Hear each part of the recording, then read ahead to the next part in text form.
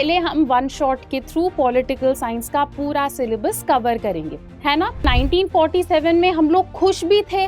खुश क्यों थे? क्योंकि आजादी मिल गई थी। इतना संघर्ष करा हमने आजादी के लिए, है ना। पर एट द सेम टाइम बच्चों, हमारे अंदर एक सैडनेस भी था कि देश आजाद तो हो गया पर देश का पार्टीशन हो रहा है। हमारे संविधान में साफ साफ लिखा है कि हम एक सेक्युलर देश हैं, हम सारे रिलीजन को बराबर मानते हैं। अब एक ऐसी एग्जाम्पल उठाते हैं, मान लो एक हिंदू फैमिली है, उन्हें पाकिस्तान में बोला गया कि आप पाकिस्तान में नहीं रह सकते, इंडिया जाओ, है ना। तो वो सब कुछ पैक करके बॉर्डर की तरफ चलते हुए जा रहे हैं। उन्हें देखकर पता चल जाएगा कि अच्छा ये कोई हिंदू फैमिली है जो कि इंडिया जा रही है। तो उन्हें रास्ते में रोक लिया जाता था, उनका सामान चुरा लिया जाता था, उन्हें मार दिया जाता था। हेलो बच्चों, वेलकम टू दृष्टि स्कूल। मैं हूं आपकी अनुष्या दीदी एंड कैसे हैं मेरे सारे स्टूडेंट्स। आई होप आप सब ठीक हो एंड आई ऑल्सो होप कि आप लोग सुपर रेडी हो आज के इस सेशन के लिए। आगे बढ़ने से पहले जिसने भी इस सेशन को ज्वाइन कर लिया है, जल्दी से कमेंट सेक्शन भर दो, मुझे आइडिया लग जाए हमारे स्टूडेंट्स आ गए हैं क्लास में। फिर हम लोग स्टार्ट करते हैं अपना आज का ये सेशन। तो क्लास 12 स्टूडेंट्स, आप लोगों के बोर्ड एग्जाम आने वाले हैं, तो आज से हम लोग वन शॉट सीरीज कर रहे हैं। पहले हम वन शॉट के थ्रू पॉलिटिकल साइंस का पूरा सिलेबस कवर करेंगे, है ना। आज स्टार्ट कर रहे हैं पहले चैप्टर से, challenges of nation building. Done. चलो तो सब लोग एनसीईआरटी ओपन कर लो। वन शॉट है, बहुत ही क्रिस्प तरीके से एक क्विक रिवीजन करेंगे कि पूरे चैप्टर में क्या है। एनसीईआरटी ओपन करो, एकदम मन लगा के स्टडी मोड पे आ जाओ। जो भी बच्चे न्यू हैं, चैनल को सब्सक्राइब कर लो ताकि आपको बाकी सारे वन शॉट वीडियोस भी इजीली दिख जाए, मिल जाए। डन। चलो तो आगे बढ़ते हैं। Challenges of nation building chapter को हम लोग स्टार्ट करते हैं। देखते हैं बच्चों पहला टॉपिक क्या है। ठीक है, तो चैप्टर स्टार्ट करने से पहले हमारे एनसीईआरटी में ये एक इमेज दे रखी है, इस इमेज को समझ लेते हैं। तो कह रहे हैं कि 1947 में हमने देखा कि कोलकाता में हिंदूज एंड मुस्लिम्स के बीच में बहुत वायलेंस हो रहा था, लड़ाई झगड़े हो रहे थे।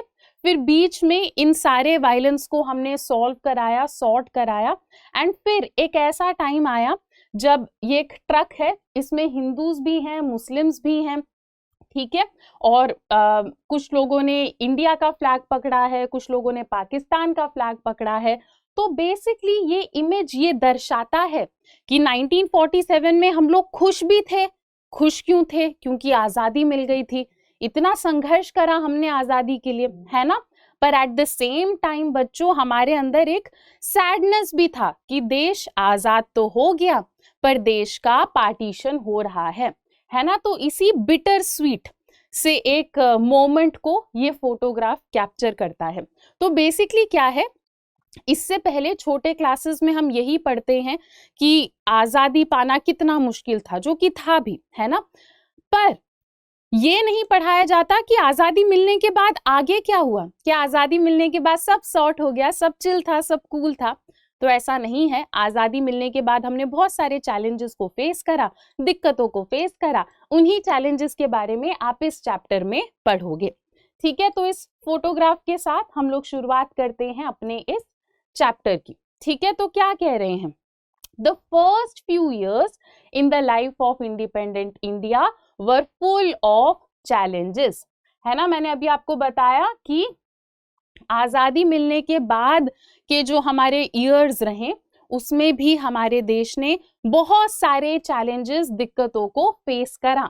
ये दिक्कतें इतनी बड़ी थी कि हमें लगा कि कहीं इन दिक्कतों के वजह से हमारे देश की यूनिटी यानी एकता के ऊपर असर ना पड़ जाए। कहीं ऐसा ना हो कि इंडिया के टेरिटरी पे कोई दिक्कत आ जाए इन प्रॉब्लम्स के वजह से, ठीक है। तो इस चैप्टर में हम लोग क्या करेंगे, हम पढ़ेंगे कि आजादी मिलने के बाद हमारे देश में पॉलिटिक्स में क्या चल रहा था, हमने क्या क्या चैलेंजेस फेस करे और कैसे हमने सक्सेसफुली उन सारे चैलेंजेस को हमने पार करा या हैंडल करा। ये सब आपको पढ़ाया जाएगा। तो बेसिकली ये जो चैप्टर है, इस चैप्टर में 3 चीजों के ऊपर फोकस रहेगा, ठीक है। सबसे पहले हमारा फोकस क्या रहेगा, हम पार्टीशन के बारे में पढ़ेंगे। तो हमें आजादी तो मिली 1947 में, पर हमें पता है कि देश का पार्टीशन हो जाता है ना, पाकिस्तान भी बनता है। तो पार्टीशन के वजह से क्या क्या वायलेंस हुआ, क्या दिक्कतें आई, वो सब आप इस चैप्टर में पढ़ोगे, ठीक है।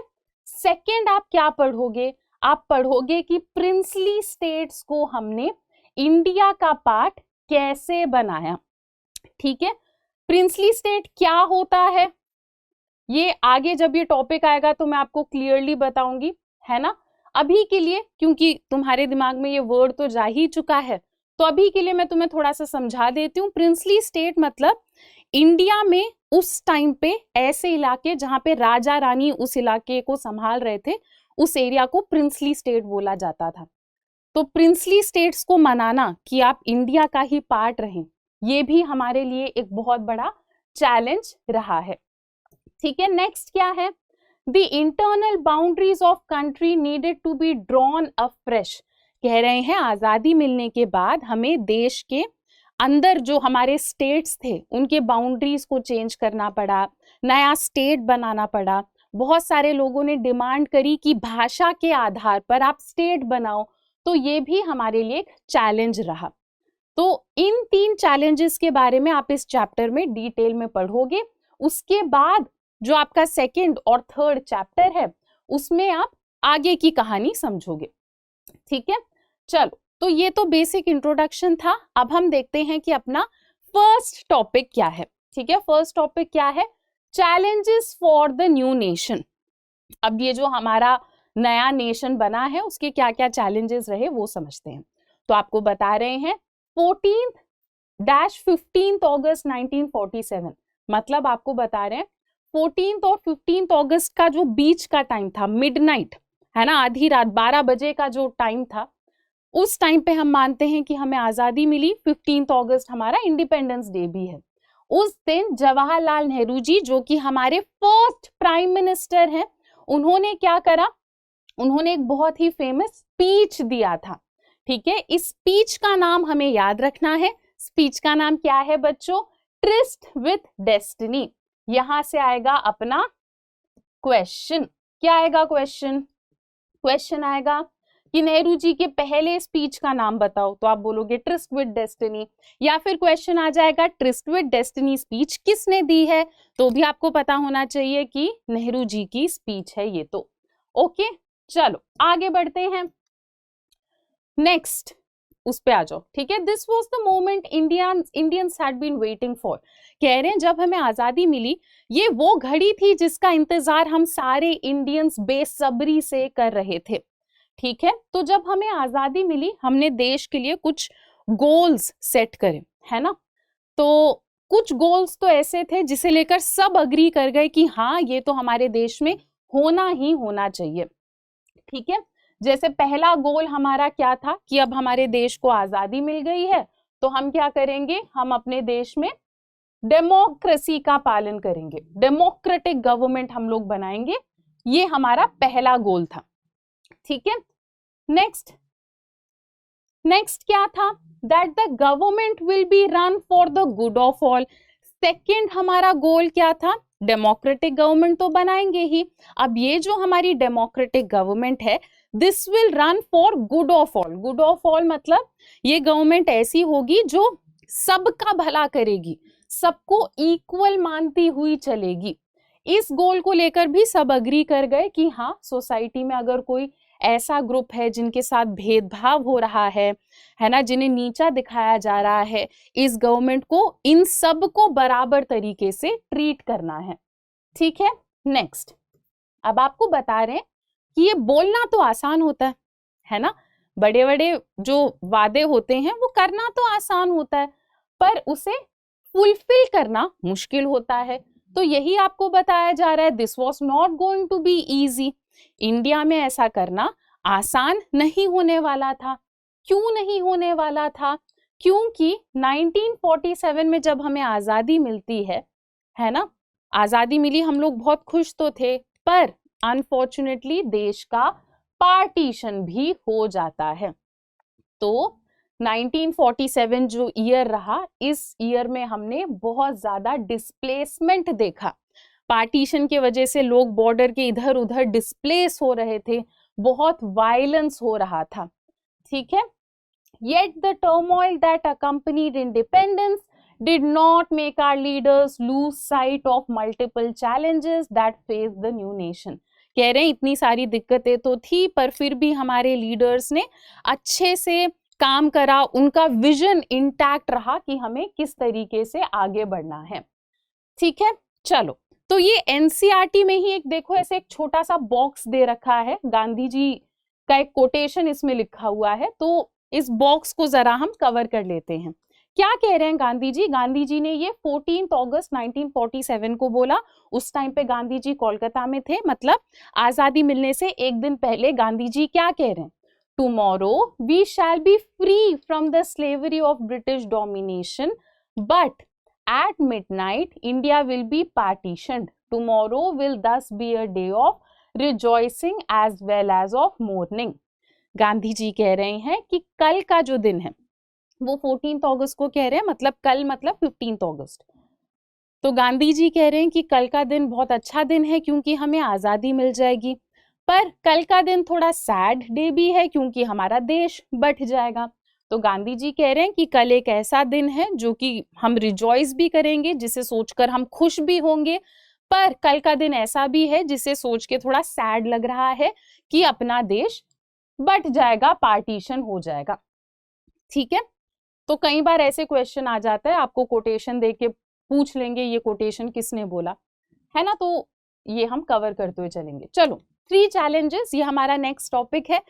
इस टॉपिक पे आ जाओ। यहां तक क्लियर है? इजी है ना, इंट्रोडक्शन टाइप ही है, अभी स्टार्ट होगा चैप्टर, है ना। चलो, तो 3 चैलेंजेस, इस टॉपिक पे आ जाओ। तो कह रहे हैं अगर हम ऊपर से देखें तो आजादी मिलने के बाद इंडिया ने 3 चैलेंजेस को फेस करा। ये 3 चैलेंजेस क्या थे, एक एक करके देखते हैं।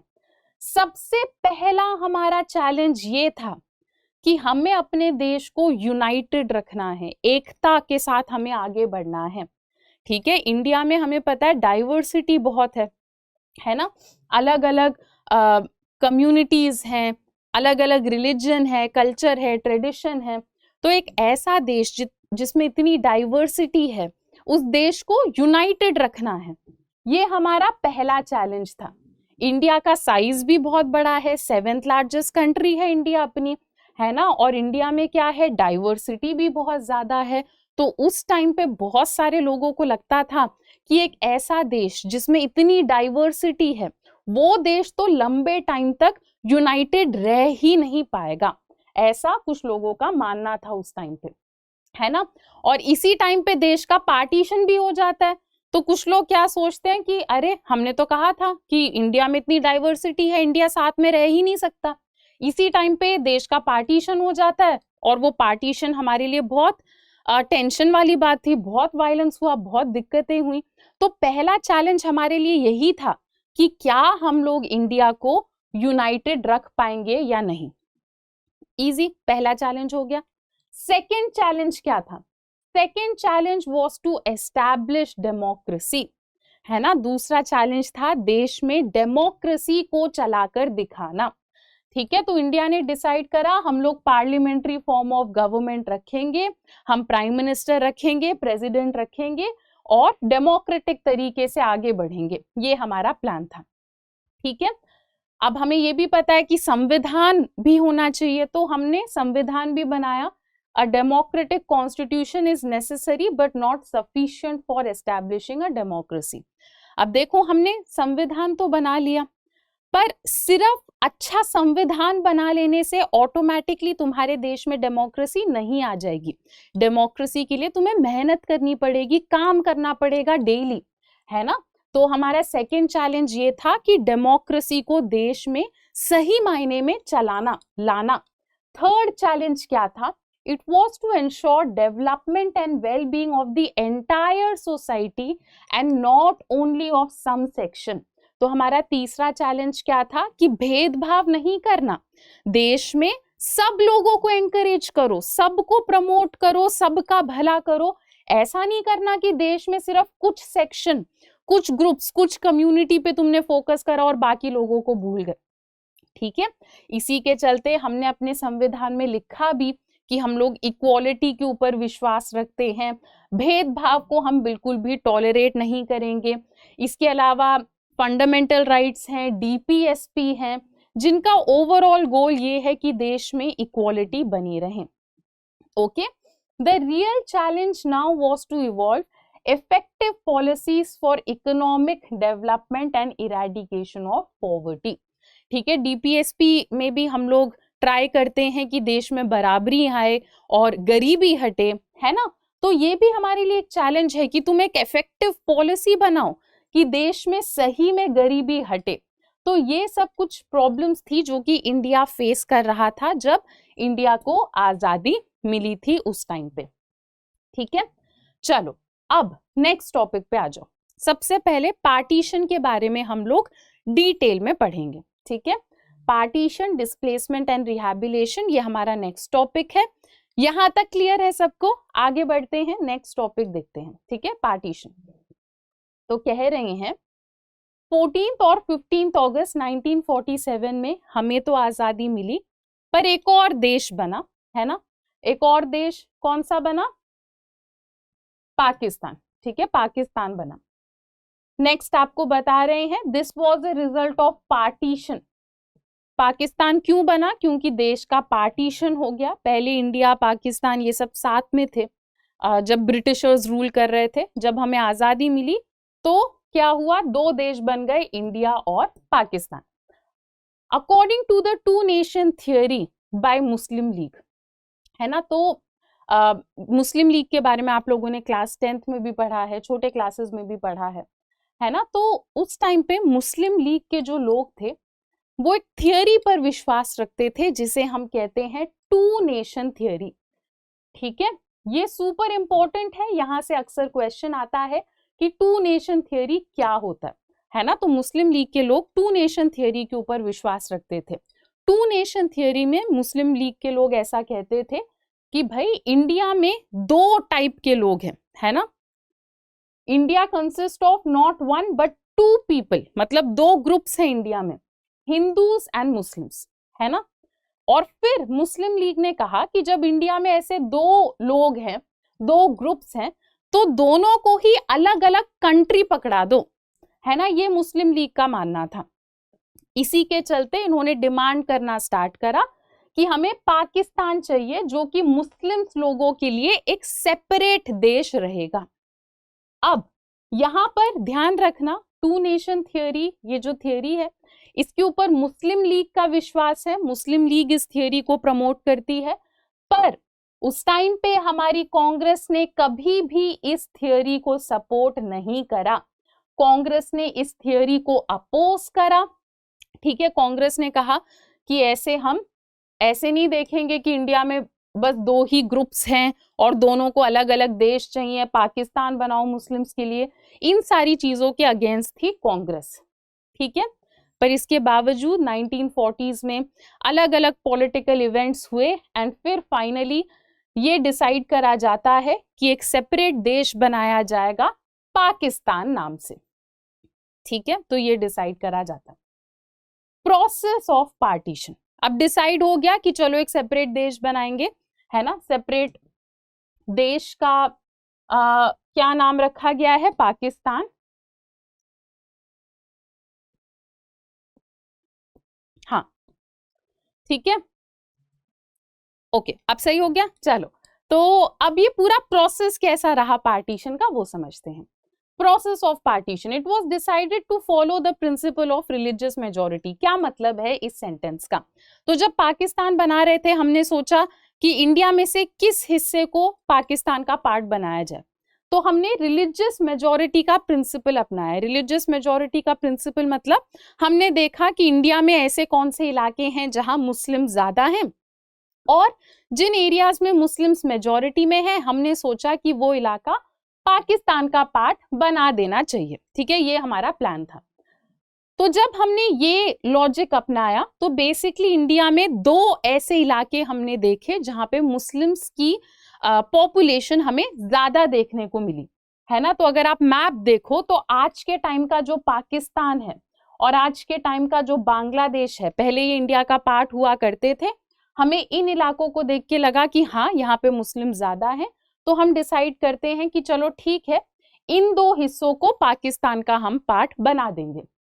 अब इसमें एक और चीज नोट करना बच्चों, ये पाकिस्तान है, आज के टाइम पे ये बांग्लादेश है, पर पहले बांग्लादेश पाकिस्तान का ही पार्ट हुआ करता था, ठीक है। तो इसे हम ईस्ट पाकिस्तान कहते थे बांग्लादेश को, और जो आज का पाकिस्तान है उसे वेस्ट पाकिस्तान बोला जाता था। इस तरीके से था। और नॉर्मली जब कोई देश बनता है तो वो जुड़ा हुआ होता है, पर पाकिस्तान के केस में हमने क्या देखा, यहाँ पे पाकिस्तान का थोड़ा हिस्सा है बांग्लादेश में, और यहाँ पे पाकिस्तान का थोड़ा हिस्सा है, और बीच में हमारा इंडिया था। तो ये जो पाकिस्तान है वो पूरा कनेक्टेड नहीं था, बीच में अपना इंडिया था। तो इस तरीके से हम सोचते हैं कि चलो पाकिस्तान को हम इस तरीके से बनाएंगे, ठीक है। तो एक तरफ वाला हो गया ईस्ट पाकिस्तान, मतलब बांग्लादेश वाला इलाका, पहले ईस्ट पाकिस्तान हुआ करता था, फिर उन्होंने बोला कि नहीं हमें सेपरेट देश बनाना है, और फिर वो आगे जाके बांग्लादेश बन जाता है। और ये जो आज का पाकिस्तान है उसे वेस्ट पाकिस्तान बोला जाता था। पर इस लॉजिक में भी हमने थोड़ी थोड़ी दिक्कतें देखी। क्या दिक्कतें देखी? अब जरूरी नहीं है कि कोई ऐसा इलाका जहां पे मुस्लिम ज्यादा हो वो ऑटोमेटिकली पाकिस्तान का हिस्सा बनना चाहे, है ना।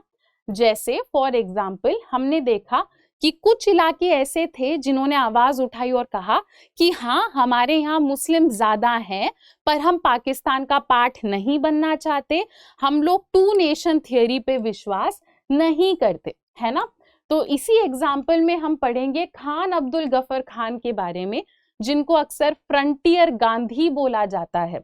तो वो अपने एरिया के लीडर टाइप थे और उन्होंने आवाज उठाई कि मैं तो नहीं चाहता कि मेरा एरिया जो है वो पाकिस्तान का पार्ट बन जाए, पर उनके डिमांड्स को इग्नोर कर दिया जाता है एंड फिर इवेंचुअली उनका एरिया पाकिस्तान के साथ मर्ज हो जाता है, ठीक है। नेक्स्ट क्या था? 2 of the Muslim majority province had very large areas where non-Muslims were in majority, ठीक है। इसका क्या मतलब है? मान लो कि हमने डिसाइड करा कि ये जो पूरा एरिया है यहाँ पे मुस्लिम ज्यादा हैं, इसे पाकिस्तान का इलाका बना दो, है ना। पर यहाँ पर भी बच्चों हमने देखा कि कुछ कुछ इलाके ऐसे थे जहां पर हिंदूज काफी ज्यादा थे, तो हम कंफ्यूज हो गए कि क्या करें, इसे पाकिस्तान का पार्ट बनाएं या ना बनाएं। फिर फाइनली हमने ये सॉल्यूशन निकाला कि हम लोग डिस्ट्रिक्ट या उससे भी छोटे लेवल पर जाते हैं, मतलब एक एक डिस्ट्रिक्ट का देखो, अगर उस डिस्ट्रिक्ट में मुस्लिम ज्यादा हैं उस डिस्ट्रिक्ट को पाकिस्तान का पार्ट बना दो, अगर एक डिस्ट्रिक्ट में हिंदू ज्यादा हैं मुस्लिम्स थोड़े कम हैं तो उसे इंडिया का ही पार्ट रहने दो। ये हम लोग सॉल्यूशन निकालते हैं इस प्रॉब्लम का, ठीक है। This decision could not be made by midnight. अब कह रहे हैं हमने सोच तो लिया कि हाँ ऐसा ऐसा करके पाकिस्तान और इंडिया को अलग करेंगे, सोच लिया, पर हमने इस डिसीजन को 15 अगस्त तक इम्प्लीमेंट करा ही नहीं। मतलब 15 अगस्त को हमें आजादी मिल गई, पर फिर भी इंडिया में बहुत सारे इलाके ऐसे थे जिन्हें पता ही नहीं था कि भाई हम पाकिस्तान का पार्ट है या इंडिया का पार्ट है। उन्हें बस ये पता था कि चलो आजादी तो मिल गई है, ठीक है। एक और दिक्कत थी बच्चों, क्या दिक्कत थी? इसे हम कहते हैं problem of minorities. Problem of minorities का क्या मतलब है ना। अब देखो इंडिया पाकिस्तान बनने से पहले हम एक ही देश थे, हम सब लोग साथ में रह रहे थे, है ना। अब अचानक से बोला जा रहा है कि दो अलग देश बनेंगे, तो चाहे आप जितना कोशिश करो, उस टाइम पे क्या था, पाकिस्तान में भी काफी सारे हिंदूज थे और इंडिया के तरफ भी काफी सारे मुस्लिम्स थे, है ना, आज भी हैं। तो अब क्या है कि अगर पाकिस्तान में कोई हिंदू डिसाइड करे कि भाई मैं तो यहीं रुकूंगा, है ना, इतने सालों से मेरा घर यहाँ पर है, अब पता नहीं क्या पार्टीशन वगैरह चल रहा है, मैं तो यहीं रुकूंगा, अगर किसी हिंदू ने ऐसा सोचा तो क्या होगा, ये हिंदू फैमिली पाकिस्तान में माइनॉरिटी बन जाएगी, है ना। बाकी सब मेजॉरिटी में मुस्लिम्स रहेंगे और ये माइनॉरिटी बन जाएंगे। और उस टाइम पे माइनॉरिटीज को बहुत परेशान करा जा रहा था बॉर्डर के दोनों तरफ। और अक्सर माइनॉरिटीज को ऐसा लगता था कि हम तो फंस गए, जबकि वो उन्हीं का घर है, इतने सालों से वो अपने घर में रह रहे हैं। पर माइनॉरिटीज को अचानक से ऐसा लगा कि अब हमारा कोई घर नहीं है, हमें पता नहीं है क्या करना है। और कई बार तो ऐसा होता था, people had to leave their homes often at a few hours notice. इसका क्या मतलब है, कई बार ऐसा होता था कि लोगों से बोल दिया जाता था कि भाई तुम इस देश में नहीं रह सकते, दूसरे देश में जाओ, है ना।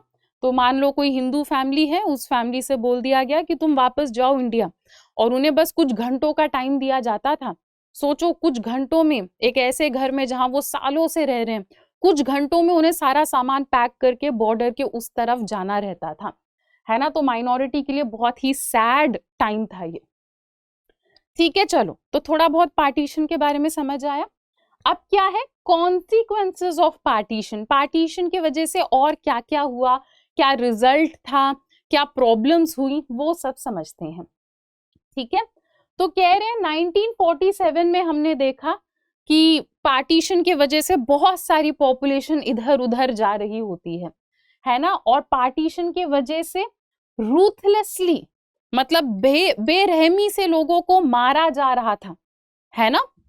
पार्टीशन के वजह से बॉर्डर के दोनों तरफ लोगों को मारा जा रहा था, बहुत बुरा हाल चल रहा था, वायलेंस चल रहा था।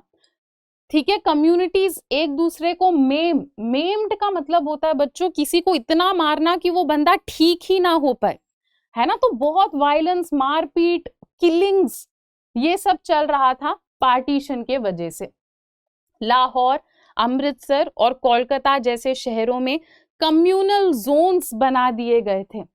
कम्युनल जोन्स का क्या मतलब है, मान लो ये कोई शहर है, ठीक है, और इस शहर में क्या है कि इस इलाके में मुस्लिम ज्यादा हैं और इस इलाके में हिंदू ज्यादा हैं।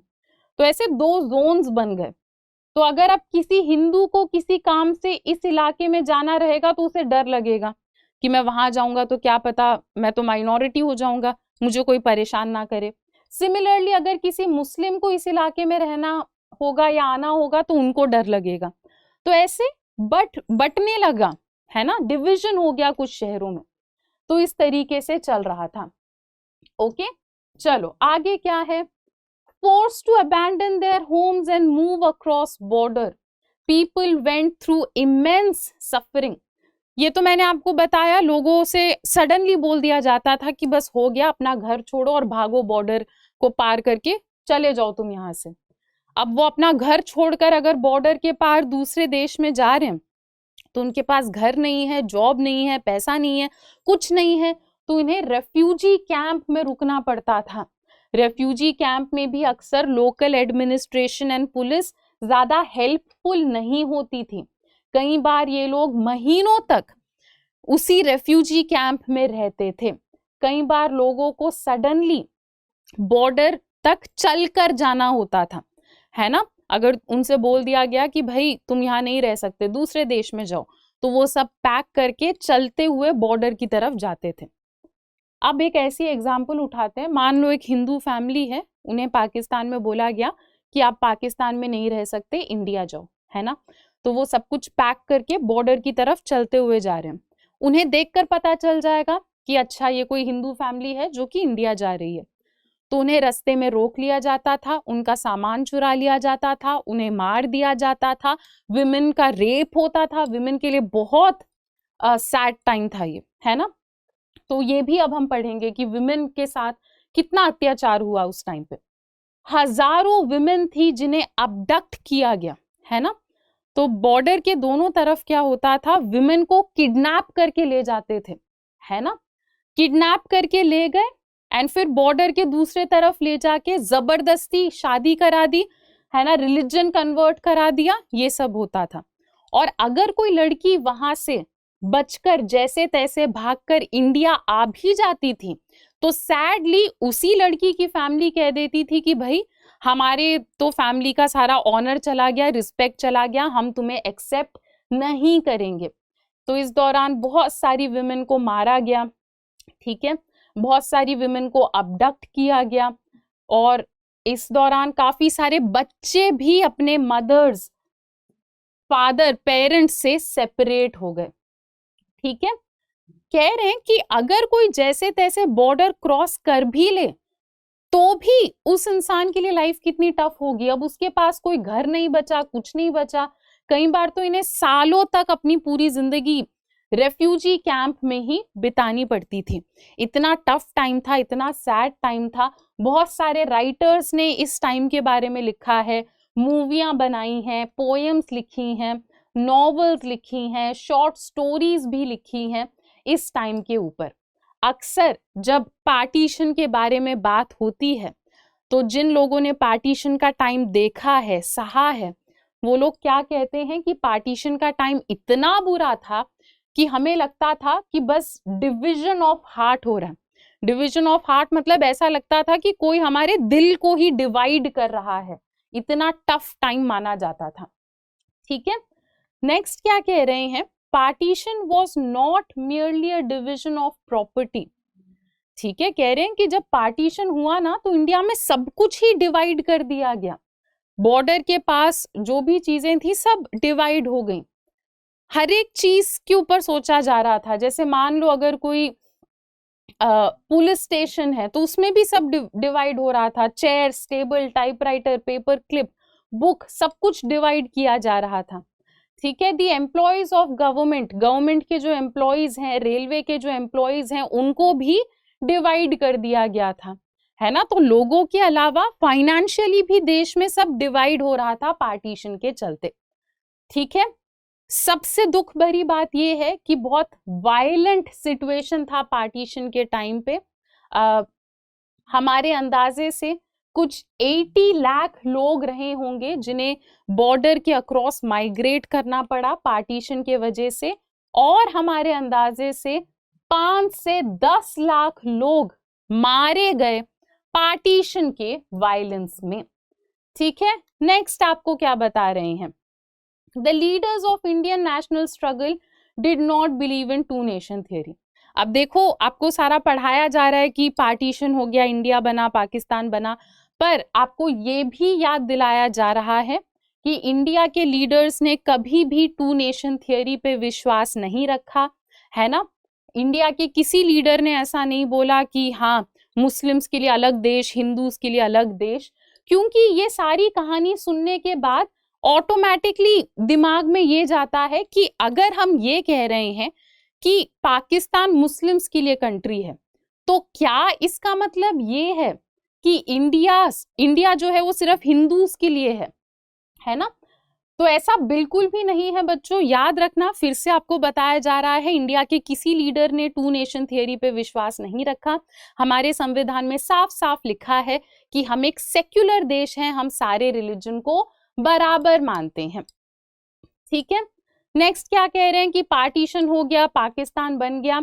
1951 का जो डेटा है, उस डेटा के हिसाब से उस टाइम पर भी इंडिया में 12% मुस्लिम्स थे, ठीक है। और इंडिया की गवर्नमेंट हमेशा यही कहती है कि चाहे मुस्लिम्स हो या कोई और माइनॉरिटी रिलीजन हो, बुद्धिस्ट, क्रिश्चियंस, हम सबको ही बराबर मानते हैं, है ना। The Muslim League was formed to protect the interest of Muslims in the colonial India. It was in the forefront of demand for a separate Muslim nation. तो जब ब्रिटिशर्स ने हमारे ऊपर कब्जा कर रखा था, उस दौरान मुस्लिम लीग बना था। एंड मुस्लिम लीग का मेन मकसद क्या था कि इंडिया में जो मुस्लिम्स हैं उनको ब्रिटिशर्स से बचाना है, उनके इंटरेस्ट के लिए काम करना है। आगे जाकर मुस्लिम लीग ही बोलने लगती है कि हमें मुस्लिम्स के लिए एक सेपरेट देश चाहिए, ठीक है। Similarly there were organisations which were trying to organise Hindus. ऐसे भी ऑर्गेनाइजेशंस थे जो हिंदू लोगों के लिए बनाए जा रहे थे, उनको ऑर्गेनाइज करने के लिए बनाए जा रहे थे। पर हाँ, ओवरऑल इंडिया में हमने हमेशा ये माना है कि सारे रिलीजन्स हमारे बराबर हैं। All citizen would be equal. India के सारे सिटीजन बराबर हैं, चाहे उनका जो भी रिलीजन हो, ठीक है। आपका रिलीजन और इंडिया के सिटीजनशिप का कोई कनेक्शन नहीं है।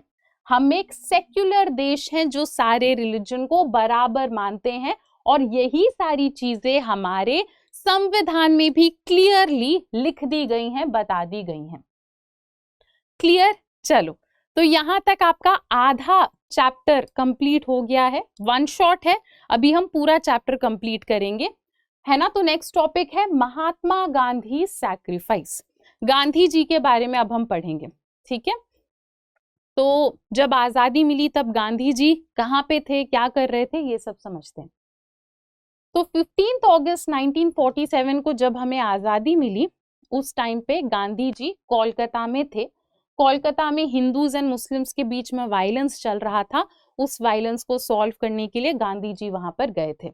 वहां पे वायलेंस देखकर गांधी जी को बहुत बुरा लगा, है ना।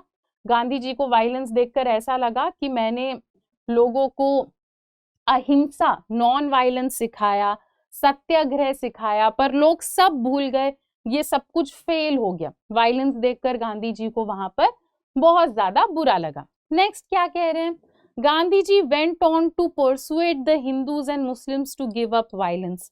गांधी जी ने हिंदूज एंड मुस्लिम्स को वहां पे मनाया कि आप लोग प्लीज वायलेंस ना करें, है ना।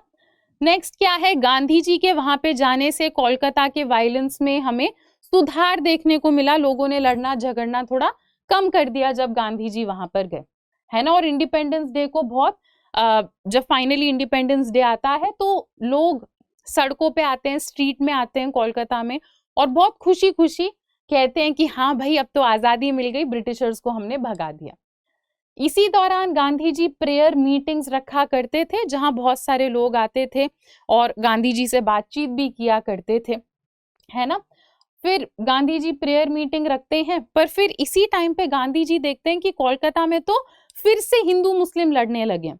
तो गांधी जी क्या करते हैं, गांधी जी कहते हैं कि भाई मैं फास्ट रख रहा हूँ, मतलब मैं खाना नहीं खाऊंगा जब तक कोलकाता में वापस शांति नहीं आ जाती। गांधी जी के फास्ट अक्सर बहुत इफेक्टिव होते थे। गांधी जी जैसे ही फास्ट करते थे, लोगों ने कहा कि भाई हम नहीं लड़ेंगे, सारा वायलेंस खत्म करो, एंड फिर ऐसे कोलकाता की प्रॉब्लम सॉल्व हो जाती है, ठीक है। फिर अगले महीने गांधी जी को सुनने में आता है कि दिल्ली में बहुत ज्यादा वायलेंस चल रहा है। तो गांधी जी सोचते हैं कि अब मैं कोलकाता की जगह दिल्ली जाता हूँ, ठीक है। वो दिल्ली में आते हैं, यहाँ पर आकर वो क्या देखते हैं कि वायलेंस चल रहा है। तो गांधी जी ये जताते हैं कि इंडिया में जो मुस्लिम्स हैं, हमें उन्हें परेशान नहीं करना चाहिए, उन्हें एक बराबर सिटीजन जितनी इज्जत मिलनी चाहिए। और उन्होंने कहा, गांधी जी ने कहा कि पाकिस्तान बन तो गया, पर इंडिया और पाकिस्तान के जो रिलेशंस हैं वो अच्छे रहने चाहिए।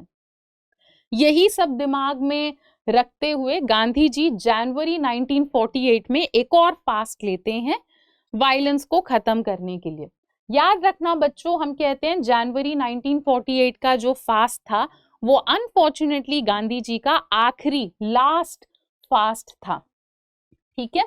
तो जैसे कोलकाता में उनका फास्ट बहुत इफेक्टिव रहा, दिल्ली में भी उनका फास्ट बहुत ज्यादा इफेक्टिव रहा। दिल्ली में जैसे ही गांधी जी फास्ट करते हैं, सारे वायलेंस खत्म हो जाते हैं, ठीक है। और Muslims of Delhi and surrounding areas could safely return to their homes. Government of India agreed to give Pakistan its dues. तो सब लोग कहते हैं कि जो भी मुस्लिम्स हैं दिल्ली में, उन्हें परेशान नहीं करा जाएगा, पाकिस्तान के साथ अच्छे रिलेशंस मेंटेन करे जाएंगे, उनको जो भी ड्यूज पेमेंट्स देने बाकी हैं वो सब क्लियर कर दिए जाएंगे, ये बोला जाता है गांधी जी के फास्ट की वजह से। अब गांधी जी के ये जो एक्शंस थे, ये सब लोगों को, बहुत सारे लोगों को पसंद नहीं आते, ठीक है। तो जो एक्सट्रीमिस्ट लोग थे, एक्सट्रीमिस्ट लोगों को गांधी जी की ये थिंकिंग पसंद नहीं आती। एक्सट्रीमिस्ट मतलब जो अपने फिलॉसफी में बहुत एक्सट्रीम एंड तक विश्वास रखते हैं, है ना। पर इसके बावजूद गांधी जी अपने सारे प्रेयर मीटिंग में बोलते रहे कि सब बराबर हैं, है ना, मुस्लिम्स की भी इज्जत करो, सब इक्वल हैं। पर अनफॉर्चुनेटली कुछ लोगों को ये बातें पसंद नहीं आ रही थी गांधी जी की।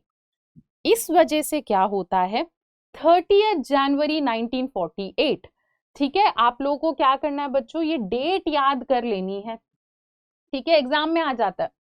30 जनवरी 1948 को क्या हुआ, एक ऐसे ही एक्सट्रीमिस्ट नाथूराम विनायक गोडसे, है ना, उन्होंने क्या करा, जब दिल्ली में इवनिंग प्रेयर चल रही थी गांधी जी की, उस टाइम पे नाथूराम विनायक गोडसे वहां पे जाते हैं, वो गांधी जी को शूट कर देते हैं, 3 बुलेट्स फायर करते हैं एंड यहाँ पर गांधी जी की डेथ हो जाती है। तो आप लोग छोटे क्लासेस से जो भी गांधी जी की कहानियां पढ़ते आ रहे हो, इंसाफ की, नॉन वायलेंस की, सच्चाई की, वो कहानी यहाँ आकर खत्म होती है। ठीक है, तो ये गोडसे की इमेज मैंने आप लोगों के रेफरेंस के लिए डाली है और ये गांधी जी हैं। चलो, इंटीग्रेशन ऑफ प्रिंसली स्टेट, तो ये तो हो गया पूरा पार्टीशन का समझ लिया, गांधी जी के बारे में समझ लिया। अब हम लोग प्रिंसली स्टेट के इशू को समझते हैं। ठीक है, सबसे पहले ये समझते हैं प्रिंसली स्टेट होता क्या है। ओके, तो यहाँ पे आ जाओ। मान लो कि ये पूरा का पूरा इंडिया है। तो जब ब्रिटिशर्स ने हमारे ऊपर कब्जा कर रखा था, उस टाइम पे इंडिया में 2 टाइप के इलाके हुआ करते थे। एक टाइप के इलाके को कहा जाता है प्रोविंस, ठीक है, ब्रिटिश इंडियन प्रोविंस, मतलब एक ऐसा इलाका जहां पे ब्रिटिशर्स डायरेक्टली रूल कर रहे हैं। और दूसरे टाइप का जो इलाका है उसे कहा जाता था प्रिंसली स्टेट। प्रिंसली स्टेट मतलब एक ऐसा इलाका जहां पर राजा रानी होते थे। राजा रानी को भी ब्रिटिशर्स की बात माननी पड़ती थी, पर वहां पे राजा रानी होते थे। तो राजा रानी जिस इलाके को संभाल रहे होते थे, उस इलाके को प्रिंसली स्टेट बोला जाता था। ठीक है, तो ये समझ आ गया प्रिंसली स्टेट क्या है। अब प्रिंसली स्टेट के साथ दिक्कत क्या थी वो समझते हैं। ठीक है, तो क्या था, इंडिया में उस टाइम पे बहुत सारे प्रिंसली स्टेट हुआ करते थे। ठीक है, प्रिंसली स्टेट में क्या था, राजा रानी होते थे। और ये जो प्रिंसली स्टेट है ये 1/3 थे, इंडिया में 1/3 इलाके प्रिंसली स्टेट के थे। 1 out of 4 Indian lived under princely rule. ठीक है, तो 4 में से 1 इंडियन तो प्रिंसली स्टेट में ही रहा करता था। तो इतने ज्यादा प्रिंसली स्टेट हुआ करते थे। अब प्रिंसली स्टेट के साथ प्रॉब्लम क्या थी वो समझते हैं। तो जब हमें आजादी मिलती है ना बच्चों, जब हमें आजादी मिलती है तब एक दिक्कत आती है प्रिंसली स्टेट के साथ। तो इंडिया में कुछ अराउंड 565 प्रिंसली स्टेट्स थे, ये नंबर याद रखना। एंड इन प्रिंसली स्टेट्स के साथ क्या हुआ, जब इंडिया को आजादी मिलती है तो प्रिंसली स्टेट्स को 3 ऑप्शन दिए जाते हैं। ये 3 ऑप्शन क्या थे, प्रिंसली स्टेट से कहा जाता है कि अब आजादी मिल गई तो एक ऑप्शन है आपके पास कि आप इंडिया को ज्वाइन कर सकते हो, ये था पहला ऑप्शन। सेकंड ऑप्शन क्या दिया गया कि अगर आपको इंडिया को ज्वाइन नहीं करना तो कोई बात नहीं, आप पाकिस्तान को ज्वाइन कर सकते हो। ठीक है, थर्ड ऑप्शन क्या था कि अगर आपको इंडिया और पाकिस्तान दोनों को ही ज्वाइन नहीं करना तो आप इंडिपेंडेंट हो जाओ, आप खुद का देश बना लो। ये 3 ऑप्शंस थे प्रिंसली स्टेट के पास। अब इन ऑप्शन में दिक्कत क्या है, हमने तो जब आजादी के लिए संघर्ष करी थी बच्चों, हमने तो पूरे इंडिया के लिए करी थी। हम तो ये भी नहीं चाहते थे कि पाकिस्तान बन जाए, हम तो इंडिया को यूनाइटेड रखना चाहते थे। अब जब प्रिंसली स्टेट को ये 3 ऑप्शन मिल गए तो ये चांसेस बढ़ गए कि आगे जाकर हमारा देश और ज्यादा बट जाएगा। तो हम तो अपनी तरफ से यही चाहते थे कि ये सारे प्रिंसली स्टेट इंडिया का पार्ट रहें, है ना। तो ये प्रॉब्लम थी प्रिंसली स्टेट्स को मनाना कि आप इंडिया का पार्ट रहो, क्योंकि अगर ये इंडिया का पार्ट नहीं रहेंगे तो हमारे यूनाइटेड इंडिया को खतरा है, मतलब इंडिया के एकता को खतरा है। ठीक है, नेक्स्ट क्या कह रहे हैं, इसी दौरान कुछ कुछ प्रिंसली स्टेट्स बोलने भी लगते हैं कि भाई हमें तो इंडिया का पार्ट नहीं रहना। जैसे कि हमने देखा कि ट्रावैनकोर के जो रूलर थे वो धीरे से ऐसा अनाउंस कर देते हैं कि शायद हम इंडिया का पार्ट नहीं रहना चाहते। हैदराबाद के निजाम भी ऐसा बोलने लगते हैं। ठीक है, भोपाल के जो नवाब थे वो भी कह देते हैं कि मुझे तो कॉन्स्टिट्यूएंट असेंबली का पार्ट बनने में उतना इंटरेस्ट नहीं है।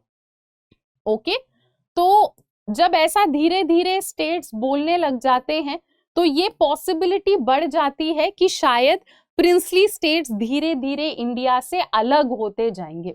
तो ये एक स्ट्रेंज सा सिचुएशन था कि एक तरफ इंडिया को आजादी मिल गई पर दूसरी तरफ इंडिया धीरे धीरे बंटने लगा था। तो ऐसे में हमारे लिए बहुत जरूरी था कि हम इंडिया के इन प्रिंसली स्टेट्स को मनाएं कि आप लोग प्लीज इंडिया का ही पार्ट रहो। ठीक है, तो ये मैप आप लोगों के रेफरेंस के लिए है। इस मैप में आपको जो भी ब्लू इलाके दिख रहे हैं, है ना, ये सारे जो ब्लू इलाके हैं ये सब प्रिंसली स्टेट थे। तो हमें इन सब को मनाना था कि आप लोग प्लीज इंडिया का पार्ट रहो। वरना आंखें बंद करके जरा इमेजिन करके देखो, अगर ये सारे पार्ट्स इंडिया का हिस्सा नहीं होते तो हमारा देश कितना ज्यादा बिखर जाता, नहीं? तो हमें इन्हें मनाना था कि आप लोग इंडिया का ही पार्ट रहो। तो अब गवर्नमेंट क्या कदम उठाती है प्रिंसली स्टेट को इंडिया का पार्ट बनाए रखने में, वो समझते हैं। ठीक है, the interim government took a firm stance against possible division of India. Interim government मतलब आजादी मिल गई थी पर इलेक्शन वगैरह नहीं हुए थे, तो एक टेम्पररी गवर्नमेंट थी जिसे इंटरिम गवर्नमेंट कहा जाता है। तो इंटरिम गवर्नमेंट ने क्लियरली बोल दिया कि हम तो इस चीज को सपोर्ट नहीं करते कि इंडिया और छोटे हिस्सों में बंट जाए, है ना। Muslim League opposed the Indian National Congress and took the view that states should be free to adopt any course they liked. अब मुस्लिम लीग तो चाहेगी कि अलग अलग प्रिंसली स्टेट्स आकर पाकिस्तान को ज्वाइन करे, तो मुस्लिम लीग ने तो कहा कि हमें तो कोई दिक्कत नहीं है, हम तो चाहते हैं कि प्रिंसली स्टेट अपने हिसाब से डिसाइड करें।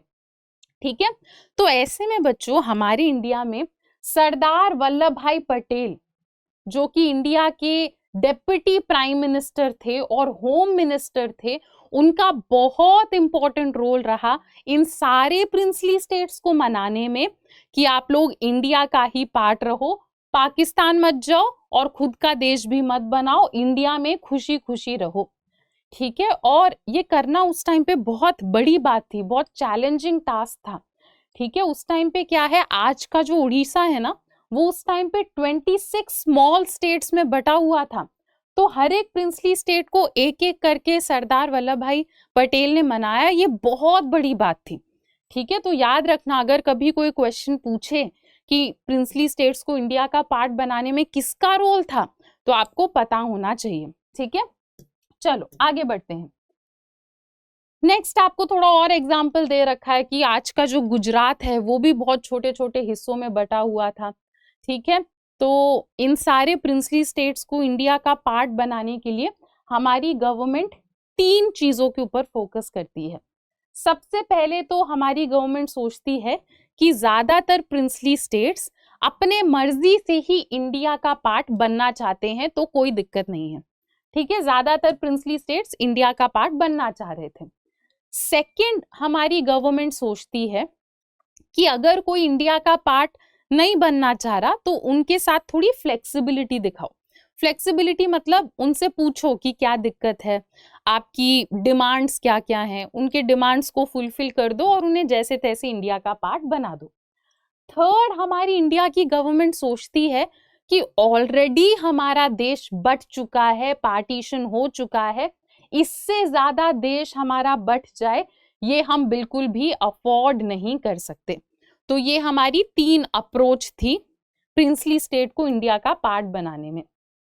ठीक है, नेक्स्ट क्या कह रहे हैं, तो ये जो सारे प्रिंसली स्टेट्स थे इनसे अलग अलग डॉक्यूमेंट साइन कराए जा रहे थे इन्हें इंडिया का पार्ट बनाने के लिए। इसी में से एक डॉक्यूमेंट था इंस्ट्रूमेंट ऑफ एक्सेशन। तो अगर किसी ने इंस्ट्रूमेंट ऑफ एक्सेशन साइन कर लिया तो वो जो प्रिंसली स्टेट है वो इंडिया का पार्ट बन जाता है। बाकी सारे प्रिंसली स्टेट्स को जैसे तैसे मना लिया गया था, पर हैदराबाद, जूनागढ़, कश्मीर, मणिपुर, यहाँ पर हमने थोड़ा चैलेंज फेस करा। जूनागढ़ में हमने प्लेबिसाइट कराया, हमने जूनागढ़ के लोगों से पूछा कि आपको कौन से देश में जाना है। ज्यादातर लोगों ने बोला कि हम इंडिया आएंगे, फिर उसके बाद जूनागढ़ को इंडिया का पार्ट बना दिया जाता है। कश्मीर, मैं जानती हूँ कश्मीर सुनते ही आपके दिमाग में आया होगा कि कश्मीर के बारे में सब जानना है। टेंशन मत लो, चैप्टर 8 में पूरा पूरा कश्मीर के बारे में पढ़ेंगे। इस चैप्टर में हम लोग हैदराबाद और मणिपुर के बारे में पढ़ लेते हैं। ठीक है, हैदराबाद से स्टार्ट करते हैं। हैदराबाद उस टाइम का सबसे बड़ा प्रिंसली स्टेट था। ठीक है, और सबसे बड़ा कैसे, उस टाइम पे महाराष्ट्र, कर्नाटका, आंध्र प्रदेश ये सब भी हमारे हैदराबाद का थोड़ा थोड़ा पार्ट हुआ करते थे। और यहाँ के जो राजा थे उन्हें निजाम, उनको टाइटल दे रखा था निजाम का, निजाम मतलब राजा। और उस टाइम पे ये जो निज़ाम थे ये पूरे वर्ल्ड में ही one of the richest man में से एक थे। तो इनके पास इतना बड़ा प्रिंसली स्टेट था, बहुत ज़्यादा पैसा था, तो ये इंडिया का पार्ट नहीं बनना चाह रहे थे। बहुत लंबे टाइम तक ये इंडिया के साथ स्टैंड स्टिल अग्रीमेंट में रहे। स्टैंड स्टिल अग्रीमेंट में इन्होंने कहा कि मैं इंडिया का पार्ट नहीं बनना चाह रहा, मैं सोच रहा हूँ क्या करना है ना। सरदार वल्लभ भाई पटेल ने इन्हें बहुत मनाने की भी कोशिश करी कि आप प्लीज इंडिया का पार्ट बना दीजिए हैदराबाद को।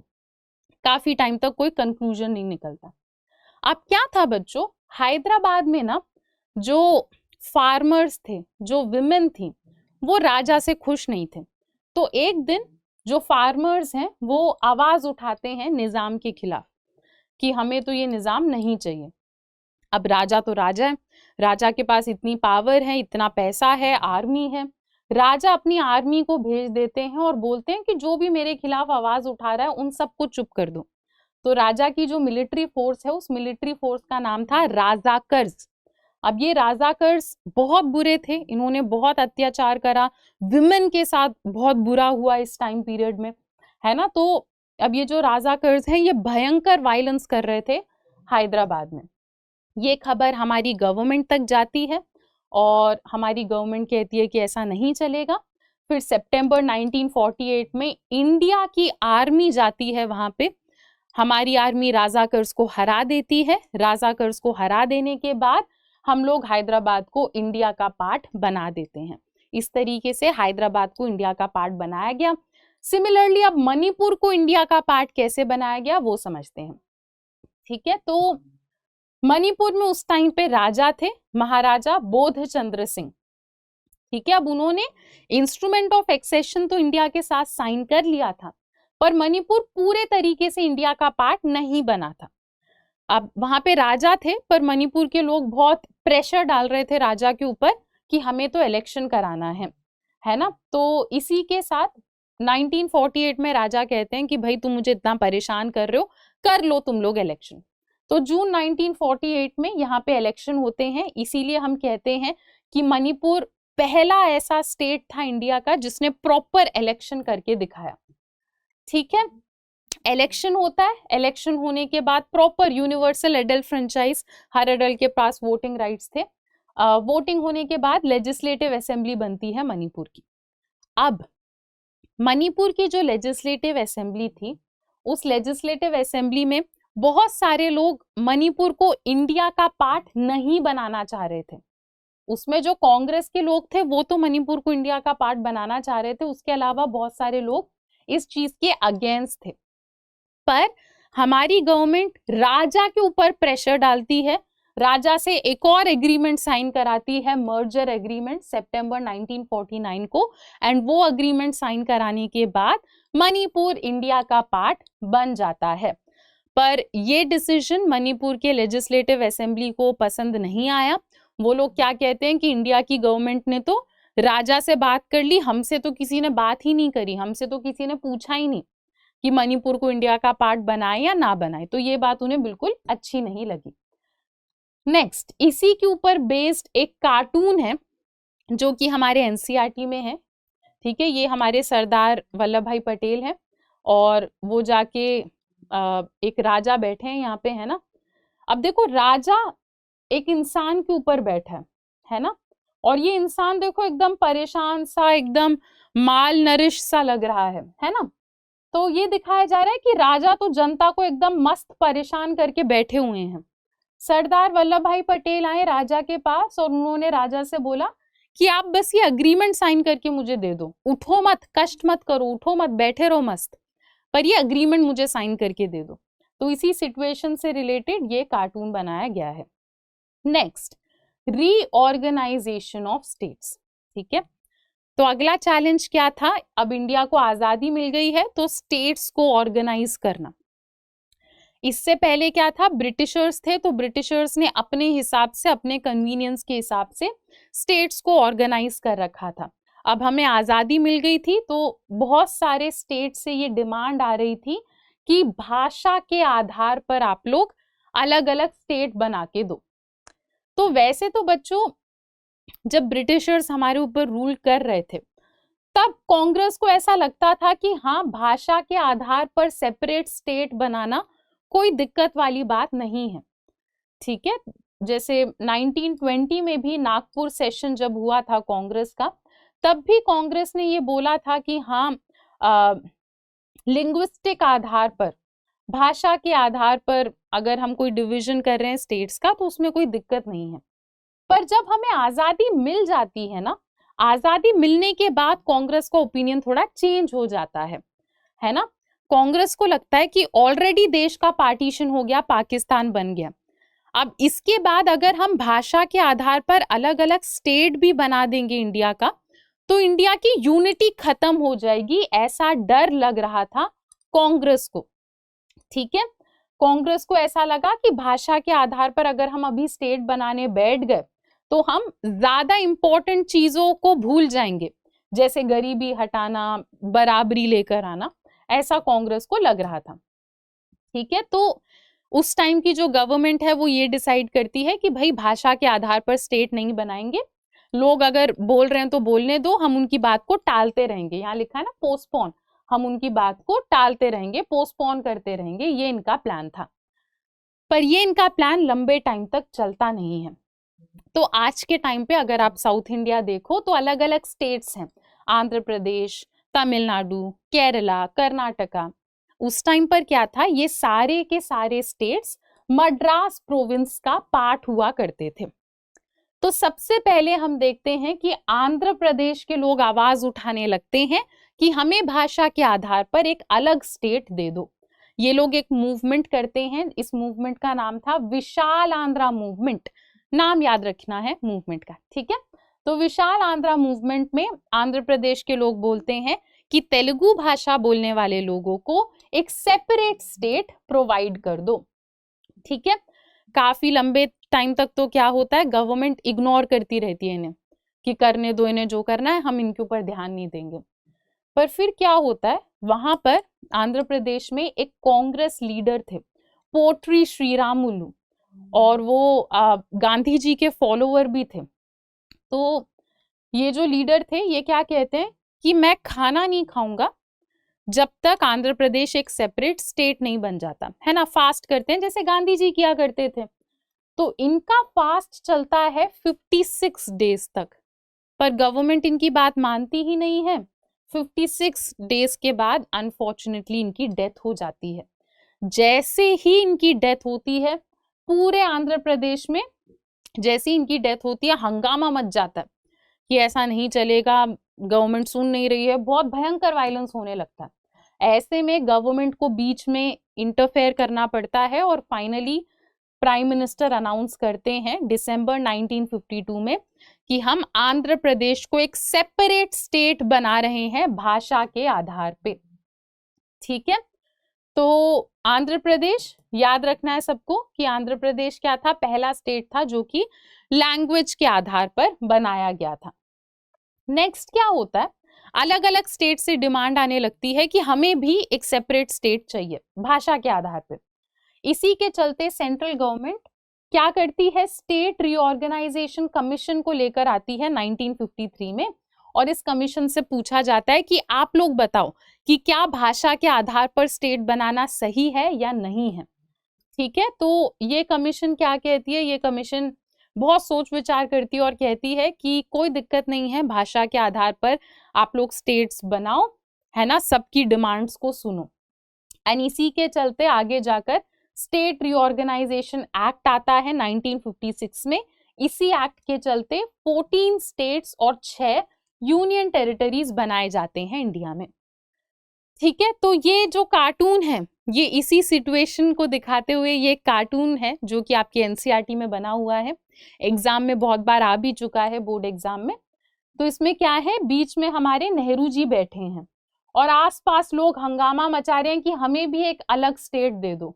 यहाँ पे देखो महाराष्ट्र लिखा है, यहाँ कर्नाटका लिखा है, यहाँ आंध्रा लिखा है। तो ये नेहरू जी की उस प्रॉब्लम को दिखा रहा है कि भाई सब लोग ही इकट्ठा हो गए कि हमें भी भाषा के आधार पर सेपरेट स्टेट चाहिए। तो इससे ऐसे टाइप के क्वेश्चन आ जाते हैं कि यहाँ बीच में जो लीडर बैठे हुए हैं उनका क्या नाम है, ये कार्टून किस प्रॉब्लम को दर्शाता है, इस टाइप के क्वेश्चंस आ जाते हैं एग्जाम में। ठीक है, तो आपको बता रहे हैं बच्चों कि स्टार्टिंग में तो हमें ऐसा लग रहा था कि भाषा के आधार पर सेपरेट स्टेट बनाने से देश की यूनिटी के ऊपर असर पड़ जाएगा, है ना। हमें ऐसा लगा कि सेपरेटिज्म की भावना आने लगेगी, है ना, सब लोग दूर दूर हो जाएंगे, यूनिटी खत्म हो जाएगी, ऐसा हमें लग रहा था। पर बाद में हमें ये समझ में आया कि अगर आप अलग अलग इलाकों की बात मान रहे हो, सुन रहे हो, तो वो अच्छी बात है। वो डेमोक्रेसी का अप्रोच है कि हम सारे स्टेट्स की बात मान रहे हैं और उनको भाषा के आधार पर अलग अलग स्टेट्स दे रहे हैं।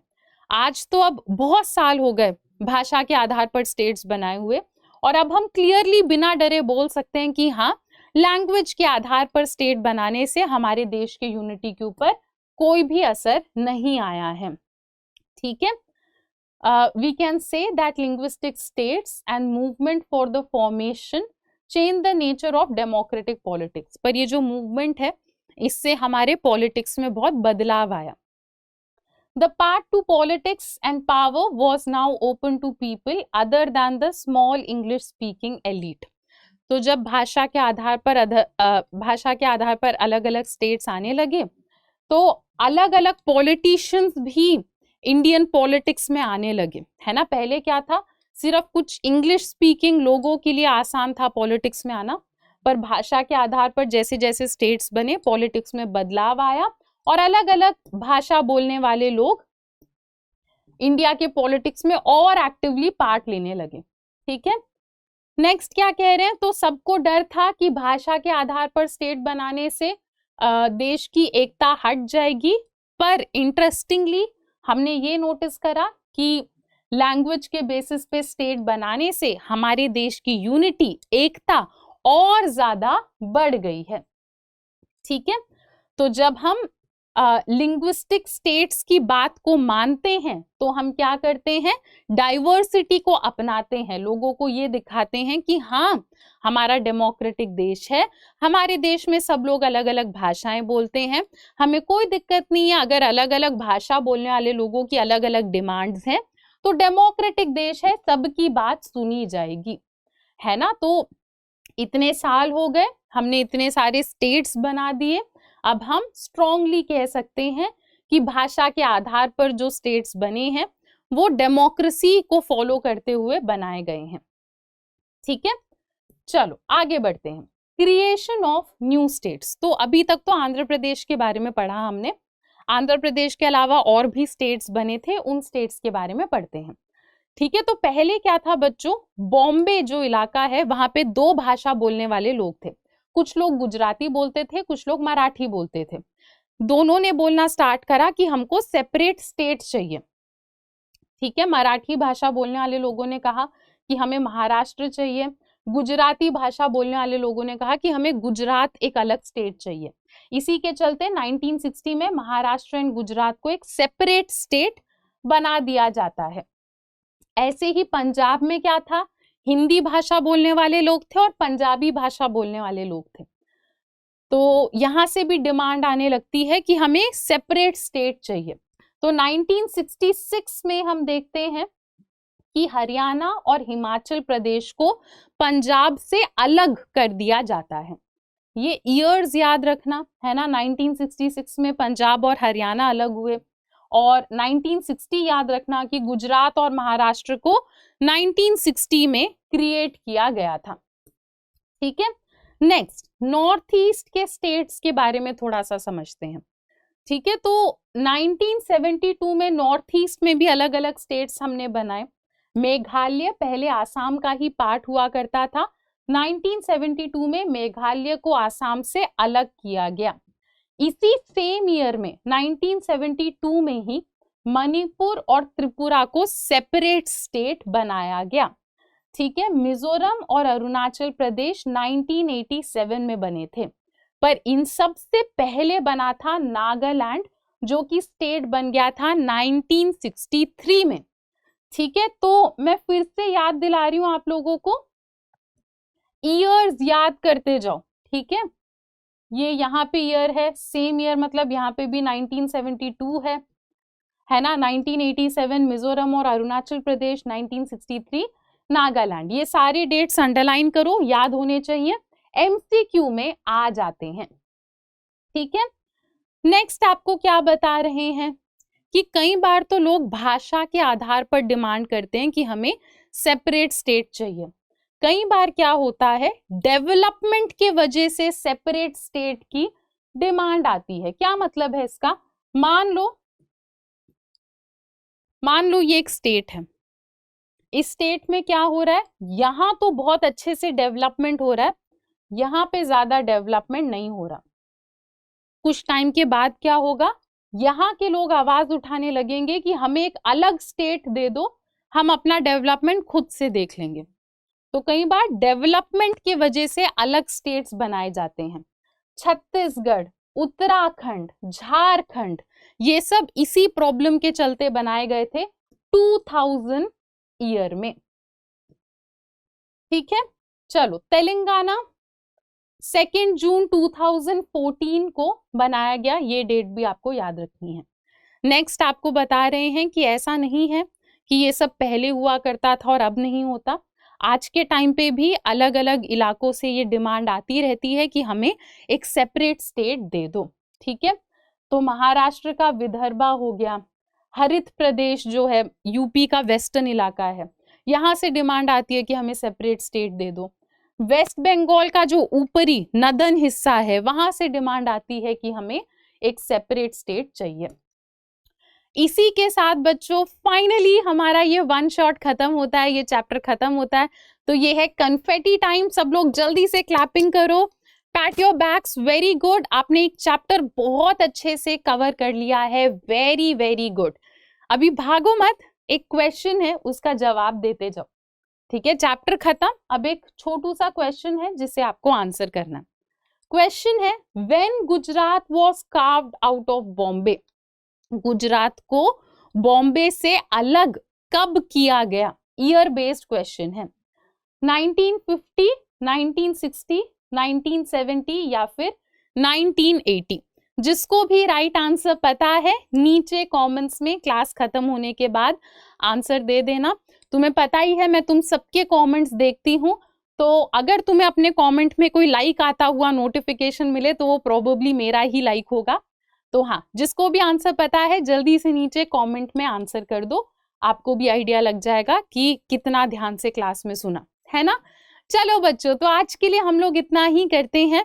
आई होप आप लोगों को ये लेक्चर अच्छा लगा, आई होप आप लोगों को ये चैप्टर अच्छे से समझ में आया। अगर ऐसा है तो सेशन को लाइक करो, चैनल सब्सक्राइब करो ऐसे और भी वीडियोस के लिए। Show your love and support in comment section, ठीक है। चलो बच्चों, तो आज के लिए इतना ही, मिलते हैं अपने नेक्स्ट क्लास में। Till then bye bye, take care and thank you. Bye बच्चों। अब एग्जाम की तैयारी को और बेहतर करने के लिए हमारे चैनल को लाइक, शेयर और सब्सक्राइब करना ना भूलें।